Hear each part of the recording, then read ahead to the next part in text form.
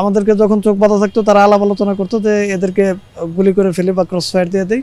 বৈষম্য বিরোধী ছাত্র আন্দোলনের প্রথম থেকে বাংলাদেশ জাতীয়তাবাদী ছাত্র দলের নেতাকর্মীদের উপরে নির্দেশ ছিল যে যে অবস্থানে থেকে এই আন্দোলনকে সফল করার জন্য। তারই ধারাবাহিকতায় আমরা যেহেতু ছাত্র দলের রাজনীতি করি, ছাত্রদের ন্যায়সঙ্গত যে কোনো অধিকার আদায়ের আন্দোলনে আমরা সবসময় পাশে থেকেছি এবং সর্বোচ্চ শক্তি নিয়ে মাঠে থেকেছি। তো এই বৈষম্য বিরোধী ছাত্র আন্দোলনে গত জুলাই আন্দোলনে ক্যাম্পাস বন্ধ হয়ে যাওয়ার পরে 18 এবং 19 জুলাই আমি এই নিউ মার্কেট এবং নীলক্ষেত সায়েন্স ল্যাব যে এরিয়া, এই এরিয়ায় আন্দোলনরত ছিলাম। এইদিকে আন্দোলন করার পরে 25 জুলাই আমাদেরকে মিরপুর থেকে তুলে নিয়ে যায়। তুলে নেওয়ার পথে সেনাবাহিনীর গাড়ি আমাদেরকে গাড়ি আটকায়। সেই জায়গায় ডিবির লোকজন সেনাবাহিনীর সাথে তর্কাতর্কি করে এবং এক পর্যায়ে বলে যে আমাদের গাড়ি আটকানোর সাহসেরা কই থেকে পায়, তারা গুলি করে দেওয়ার মতো হুমকি দেয়।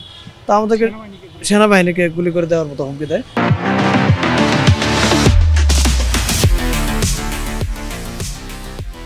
তা আমাদেরকে ডিবি কার্যালয়ে নিয়ে যাওয়ার পরে আমরা তো প্রথম থেকে বুঝতে পারি নাই কী অবস্থা, মানুষের মানে আর্তনাদ, ঠিকভাবে বসতে পারতেছে না, কেউ হাঁটতে পারতেছে না, এরকম আমরা আতঙ্কিতগ্রস্ত অবস্থায় ছিলাম।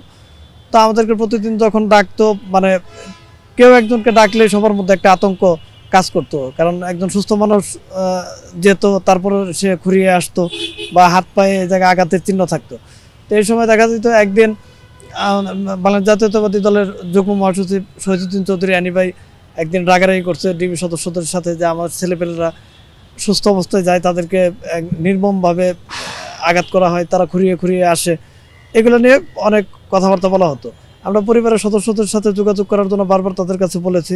তারা আমাদেরকে নিয়ে উপহাস করেছে যে পরিবারের লোকজন টেনশনে থাকুক, তারা স্ট্রোক করুক, আপনারা বড় নেতা হবেন কীভাবে, এইগুলা বলে আমাদেরকে সবসময় একটা মানসিক ট্রমার মধ্যে রাখতো। এবং অনেক সময় আমাদেরকে যখন চোখ বাঁধা থাকতো তারা আলাপ আলোচনা করতো যে এদেরকে গুলি করে ফেলি বা ক্রস ফায়ার দিয়ে দেয়, এই আন্দোলনে এদের কেউ কোনো খোঁজখবর রাখতে পারবো না।